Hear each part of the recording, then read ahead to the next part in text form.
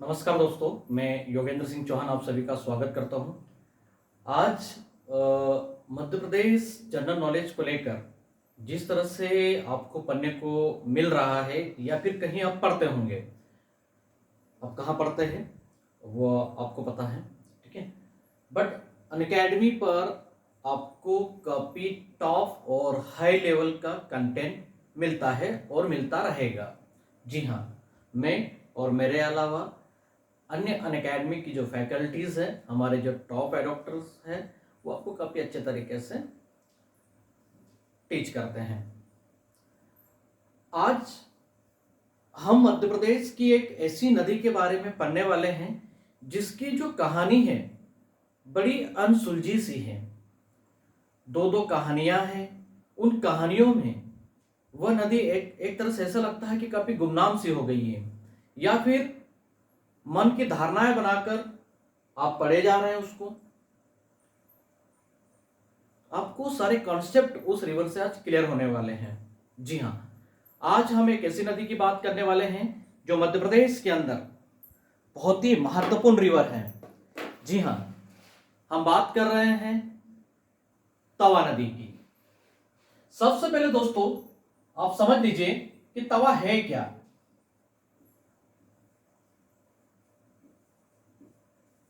तवा नदी, किसी से भी पूछो कि भाई तवा नदी कहाँ बहती है, तो बोले सर होशंगाबाद जिले में बहती है। कहाँ से निकलती है, बोले पंचमढ़ी से निकलती है। अच्छा, वहीं से निकल रही है, वहीं पर मध्य प्रदेश सरकार ने अर्थात एमपी टूरिज्म बोर्ड ने मड़ई पर्यटन स्थल भी सेटअप कर दिया। ओके, और 172 किलोमीटर वहीं की वहीं फैली वो नदी। थोड़ा आपको समझना चाहिए कि वास्तविक में उसका कितने किलोमीटर में बहाव क्षेत्र है, वो भी अभी क्लियर नहीं है आप लोगों को। आप पढ़े जा रहे सिर्फ 172। आज आपके सारे कॉन्सेप्ट क्लियर होने वाले हैं कि 172 क्या है और किस तरह से ये मध्य प्रदेश की नर्मदा के अंदर उसकी सहायक रिवर है, बड़ी रिवर आप कहते हैं। तो आइए समझते हैं तवा नदी को। तो प्लीज लेक्चर को लाइक कर दीजिएगा। तो इसके लिए आपको क्या समझना है, इसके लिए ये समझना है दोस्तों कि सबसे पहले तो आप एक काम कीजिए कि जब भी आप एमपी पढ़ते हैं तो इस पॉइंट से एक रिवर को आपको निकालना बहुत जरूरी है। वह है नर्मदा नदी। अगर आपने नर्मदा नदी का मैप काट लिया तो आप समझ जाइए कि आपके मध्य प्रदेश के सारे कॉन्सेप्ट आप क्लियर हो जाएंगे।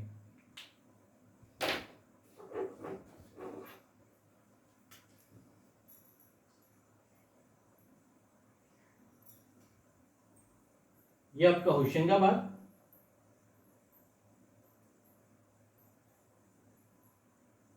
होशंगाबाद से लगा आपका छिंदवाड़ा, और ये लगा तुम्हारा बैतूल।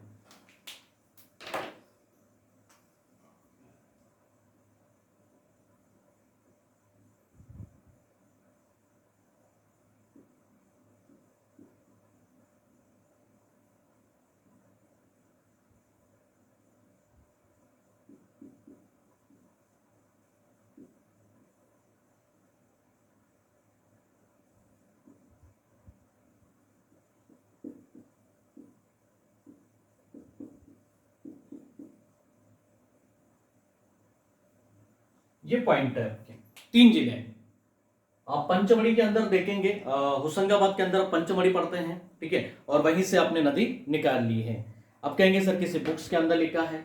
अरे भाई आपको समझना होगा, ठीक है, प्रकाशन वाले ने लिखा है, कहीं बात त्रुटियां होती हैं, तो क्या आप उन त्रुटियों को स्वीकार करते चले जाएंगे?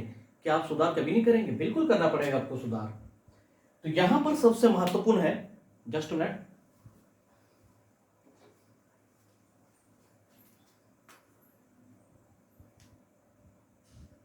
ये आपका जो ग्रीन वाला जोन है इसको समझना है आपको, ठीक है।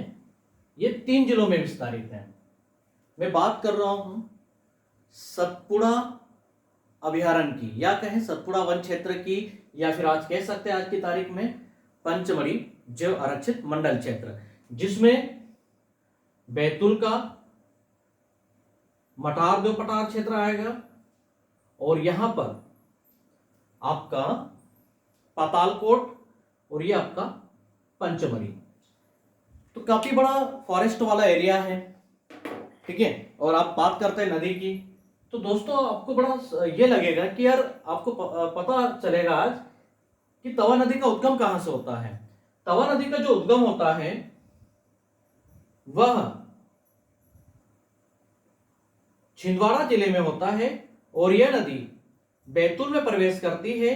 बैतूल में प्रवेश करने के बाद यह नदी घोड़ा डोंगरी, नाम तो सुना होगा, बिल्कुल सुना होगा यार आपने, ठीक है। घोड़ा डोंगरी सत्याग्रह, व्यंजन से कोरकू, और उसके बाद यह नदी आगे चले जाती है, अर्थात पंचमढ़ी में प्रवेश करती है, महादेव पर्वत श्रृंखला में प्रवेश करती है, और इसके बाद यह नदी होशंगाबाद शहर से 8 किलोमीटर दूर भादराबाद में संगम कर लेती है।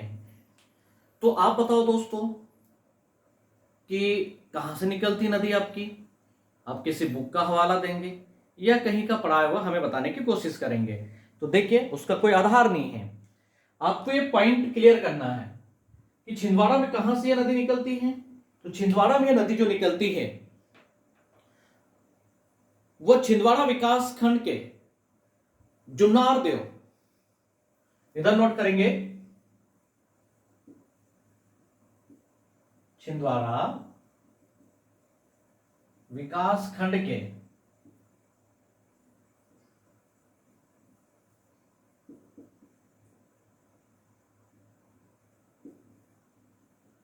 जुन्नार देव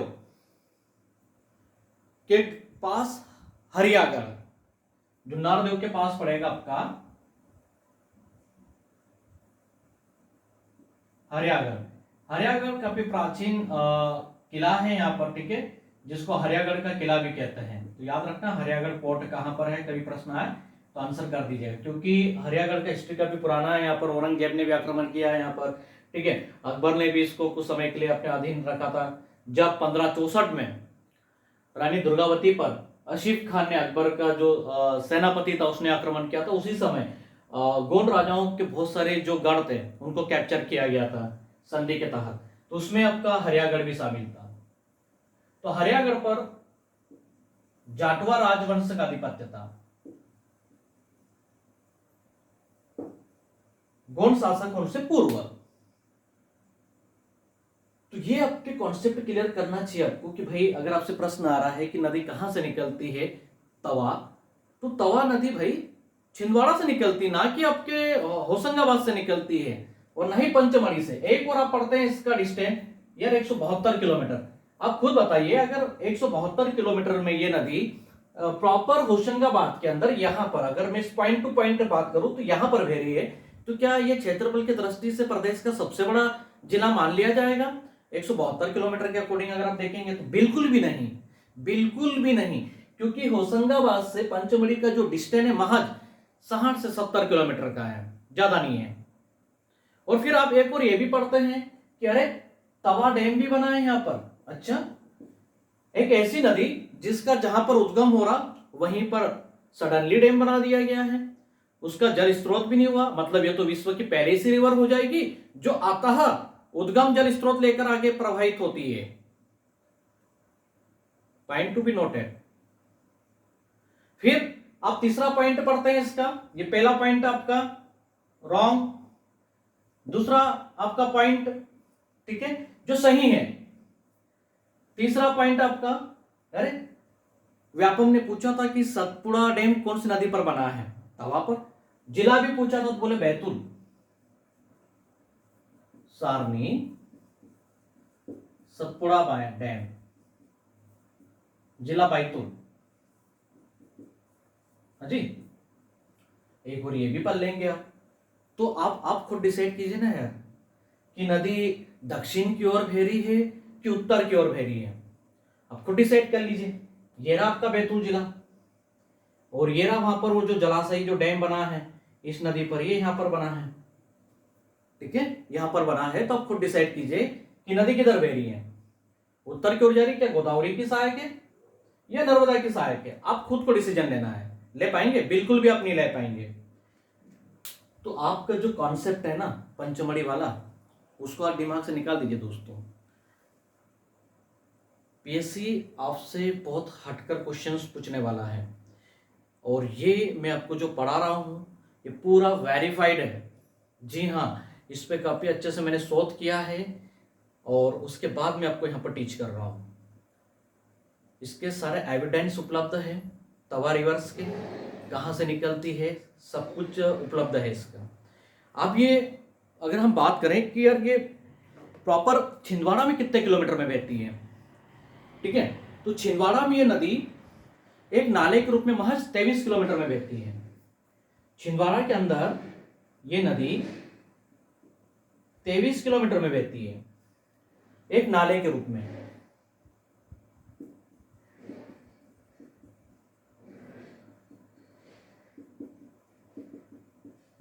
तेईस km एक नाले के रूप में। आगे नदी बैतूल और छिंदवाड़ा का सीमाई क्षेत्र, जिसको छोटा महादेव पठारी क्षेत्र कहते हैं, यहां पर ये नदी आगे बढ़ती है। और ये बैतूल जिले में कहां से प्रवेश करेगी, तो ये मुल्ताई के पास कालीभीत के जंगल में,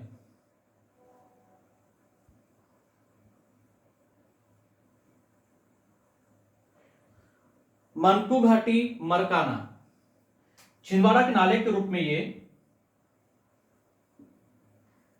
मरकू घाटी अर्थात मरखाना से आगे बढ़ती है। और जब ये आगे बढ़ती है तो ये यहां पर कालीभीत का जंगल बैतूल,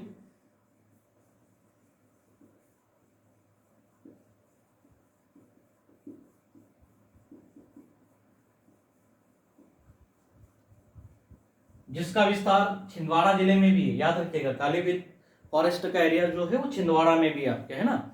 आपने तो ये मत कहना कि सर वो तो सीमा कट गई है तो वहां जा नहीं सकता, तब किसी पहाड़ को ये नहीं कहा कि भाई जिले की सीमा हो गई तो आगे मत जा।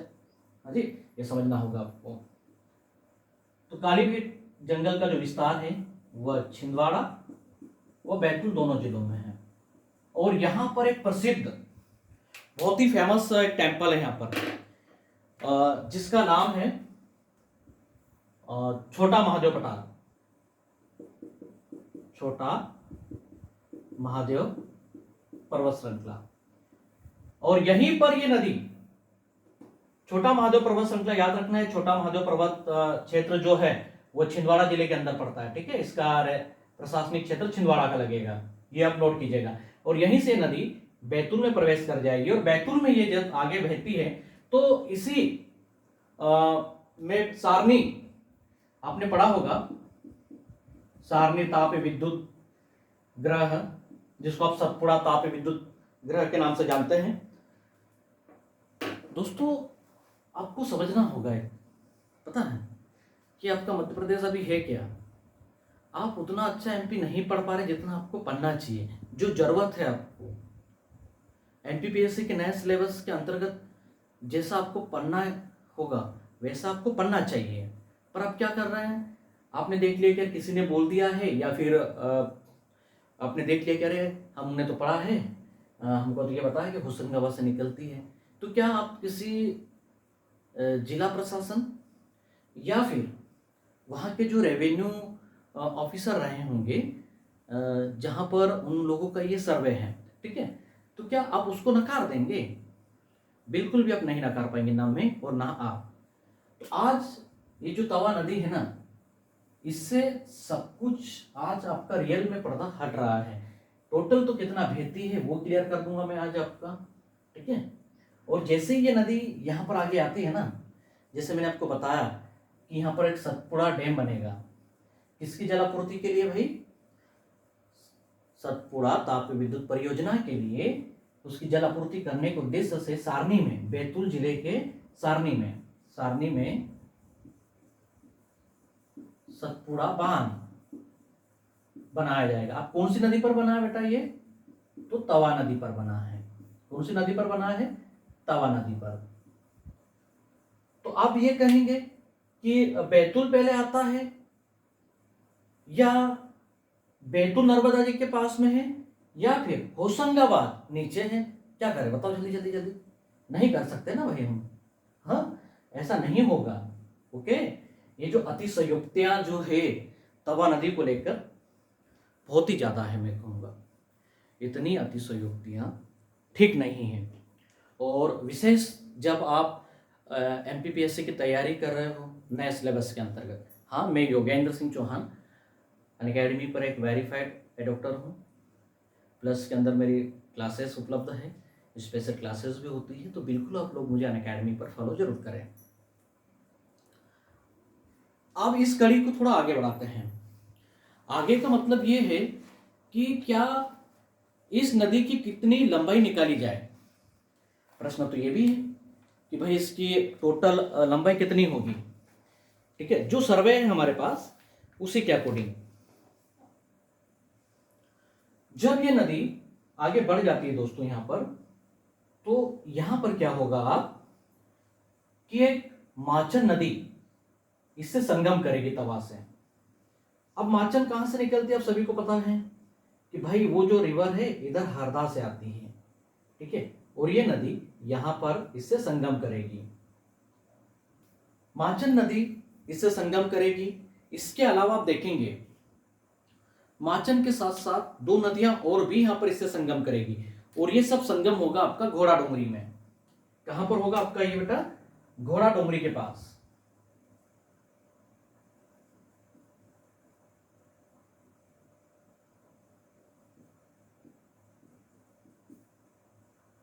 कौन सी नदी, माचन नदी। ये वही नदी है जहां जिसके किनारे पर मकराई स्टेट का मकराई किला बना हुआ है। इसके अलावा सुकतवा और फोपस नदी भी मिलती है यहां पर। माचन के अलावा तीन नदियां और संगम करती है। पहली माचन हो गई आपकी, दूसरी हो गई आपकी सुकतवा जो बैतूल में ही बहती है, तीसरी हो गई तुम्हारी फोपस। तीन नदियां ये बाएं तट से संगम करती है। किसके साथ संगम करती है दोस्तों, तवा के साथ। तवा नाम की तीन नदियां प्रदेश के अंदर है, याद रखना है। एक जिसमें दूसरी ओर पढ़ा रहा हूं मैं आपको, सुख तवा जो प्रॉपर बैतूल में बहती है, और फिर घोड़ा डोंगरी में यह है किससे संगम कर लेगी आपकी, तवा से, और फिर ये आगे बढ़ेगी। अब दाएं तट में आप देखेंगे कि ये रिवर जो है दोस्तों तवा अब आगे बढ़ेगी क्योंकि उसको एक जल स्रोत मिल रहा है। ठीक है, अब ये यहाँ पर जंगल वाले क्षेत्र में ये प्रवेश करेगी। तो आइए इसको थोड़ा हम बड़े मैप पर बनाकर समझ लेते हैं। इतना अगर आपने समझ लिया तो इसको नोट करें।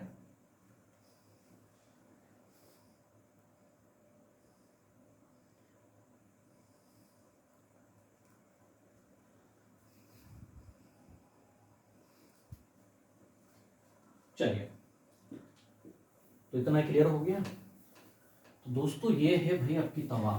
ओके, तो तवा को ऐसे समझना है यार आप लोगों को बेटा अच्छे से।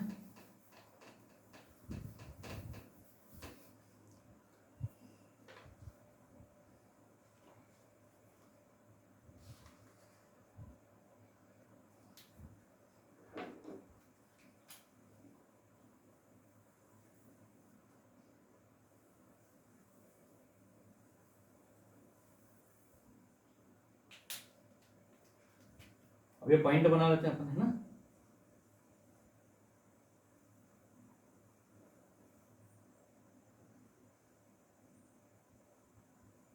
ये बाएं तट से मिलने वाली तुम्हारी नदियां, और दाएं तट से इस पे जो नदियां संगम करती हैं उसमें आपकी देनवा, दाएं तट से मिलने वाली नदियां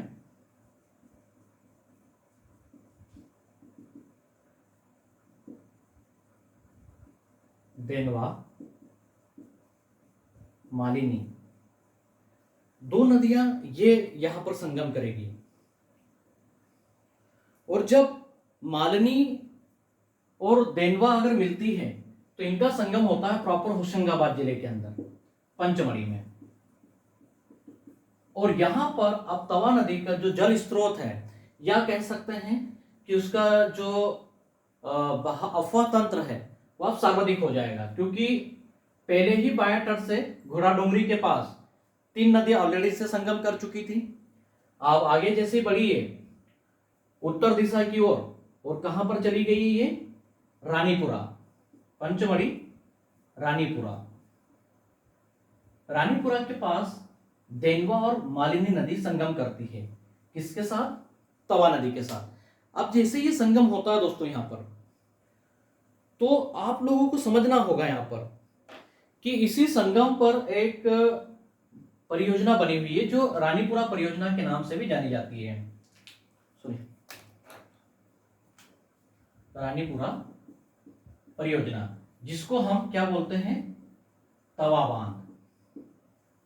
क्या आपको पता है कि तवा बांध का निर्माण कब शुरू हुआ था? तवा बांध का निर्माण शुरू हुआ था दोस्तों 1958 में। कार्य इसका शुरू हुआ था और 1978 में ये पूर्ण हुआ, अर्थात कंप्लीट हुआ। ये नोट कर सकते हैं आप यहां पर। यहां पर एक हाइड्रो पावर प्लांट लगा हुआ है, शायद आपको पता हो या नहीं पता हो। नोट कीजिए इसको फटाफट में। HEP, hydro electric power. यहां से बिजली का उत्पादन कितना है इस प्लांट से, इसी तवा डैम में? तो 13.5 मेगावाट इलेक्ट्रिसिटी का उत्पादन करता है आपका रानीपुरा परियोजना अर्थात तवा बांध। और 1958 में डैम की नींव रखी गई थी, 1978 में ये कंप्लीट हुआ। और इसके अलावा बहुत सारे फैक्टर है यहाँ के जो आप पढ़ सकते हैं। आपने ये भी पढ़ा होगा कि देनवा और तवा का जो संगम है मुख्य, क्योंकि देनवा एक बड़ी नदी है जो पंचमढ़ी से ही निकलती है, ठीक है, इन दोनों के संगम पर ये परियोजना बनाई गई है। और इसी परियोजना के अंतर्गत मड़ई पर्यटन स्थल भी सेटअप किया गया है।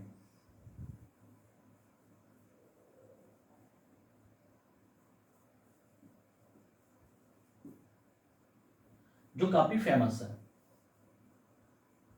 आप खुद बताइए दोस्तों, क्या किसी नदी के उद्गम स्थल के नजदीकी ही कोई आप परियोजना बना देंगे?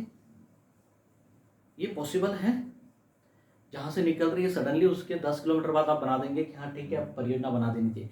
अगर ऐसा है तो वो तो विश्व के सर्वाधिक जल स्रोत या उद्गम स्रोत, सर्वाधिक जल को लेकर उद्गमित होने वाली नदी मानी जाएगी विश्व की।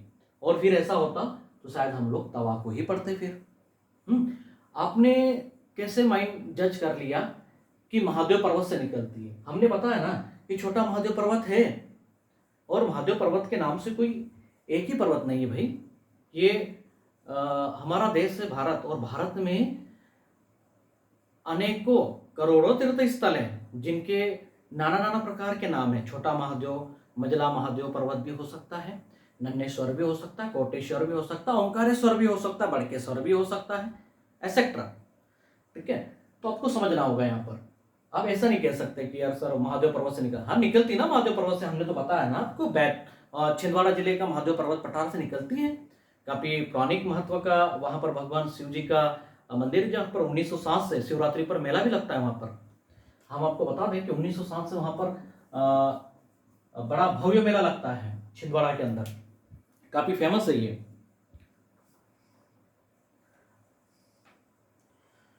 तो दोस्तों आपको समझना होगा कि कैसे आप अब तक तवा नदी को पढ़ रहे थे।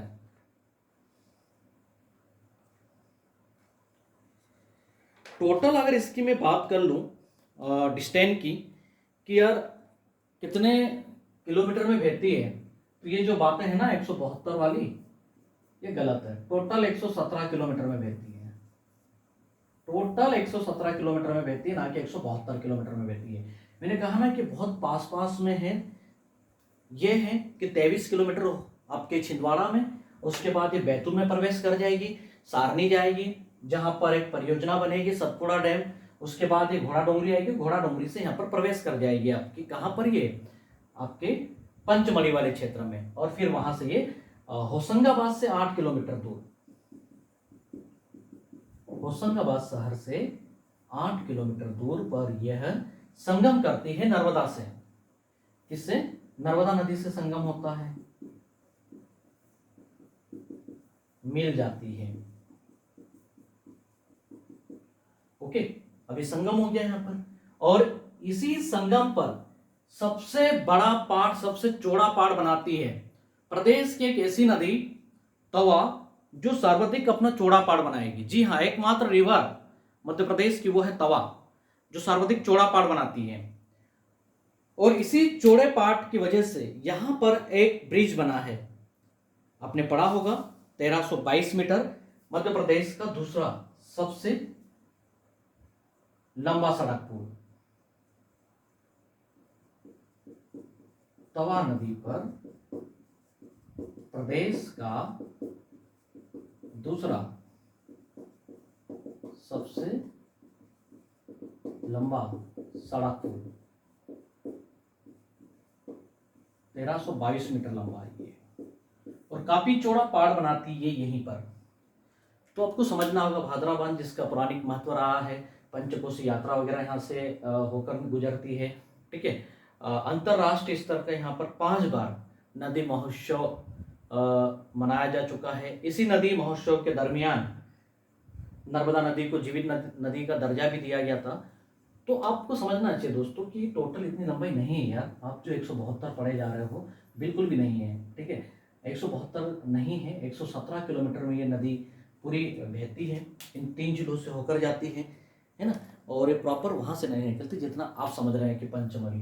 ठीक है, बहुत से बच्चे अभी किसी बुक को खोलकर बैठ गए होंगे या फिर विकिपीडिया को फॉलो करने लगे होंगे, तो कीजिए आप लोग, आप देखिए ना, आप पता आपको सर्च करते करते कुछ अच्छी चीजें मिल जाए, और मिलनी भी चाहिए, क्यों ना मिले। तो आज आपके कॉन्सेप्ट क्लियर हो गए हैं। ठीक है, इसकी काफी एक स्टोरी भी है। ये जो नदी है ना, छोटा महादेव पठार जो बताया, वहां से आपके मध्य प्रदेश की एक अति महत्वपूर्ण नदी वो निकलती है, जिसका नाम है पैंच। ठीक है, पैंच नदी निकलती है, और पैंच नदी के किनारे पर ही वह आपका, सॉरी निकलती नहीं, पैंच नदी के किनारे पर ही आपका छोटा महादेव मंदिर स्थित है। इसके अलावा आप देखेंगे कि मुल्ताई पठार के अंतर्गत हो जाती है जब ये बैतूल जिले के अंदर प्रवेश करती है तवा नदी, और टोटल 117 किलोमीटर का डिस्टेंस। तो ये था दोस्तों आपका तवा नदी का कॉन्सेप्ट। मध्य प्रदेश के अंदर 3 तवा बहती है। एक तवा नदी का उद्गम जो आपने अभी देखा छिंदवाड़ा, दूसरी तवा बैतूल के अंदर। तो 3 तवा के कॉन्सेप्ट क्लियर कर लीजिएगा। तवा बड़ी, जिसका उद्गम है बेटा छिंदवाड़ा जिला,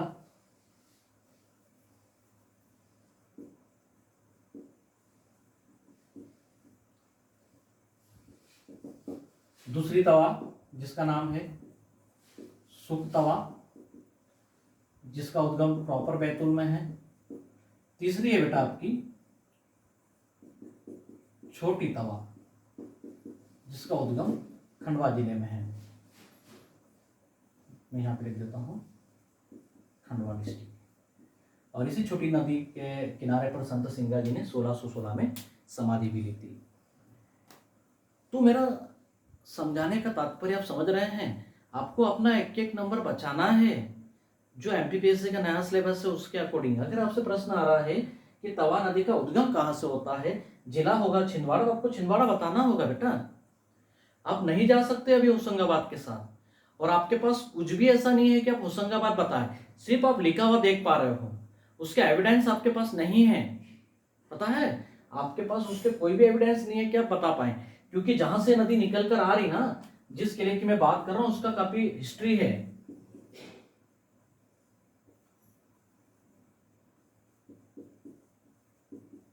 हरियागढ़ जो जाटवा राजाओं के बाद संग्राम शाह के अधीन हो जाता है, उनके 52 गढ़ों में आ जाता है। इसके बाद यहाँ के कुछ शासक हरियागढ़ से अपनी राजधानी ट्रांसफर करते हैं और देवरगढ़ लेके चले जाते हैं, जो कि देवगढ़ का किला पड़ते हैं छिंदवाड़ा के अंदर। और इस किले का महत्व यह है कि जब अकबर ने इसको अपने अधीन किया था 1564 में, क्योंकि असफ खान ने रानी दुर्गावती पर आक्रमण कर दिया था, और उसके बाद इस किले पर या कहें कि इस क्षेत्र पर उन्होंने अपना आधिपत्य जमा लिया। आपको पता है कि ब्रह्मपुर जो है यहां पर, ये ब्रह्मपुर असीरगढ़ 1655, जी हां, धर्मगत युद्ध के 3 साल पहले की घटना। यहां पर औरंगजेब सूबेदार था, सूबेदार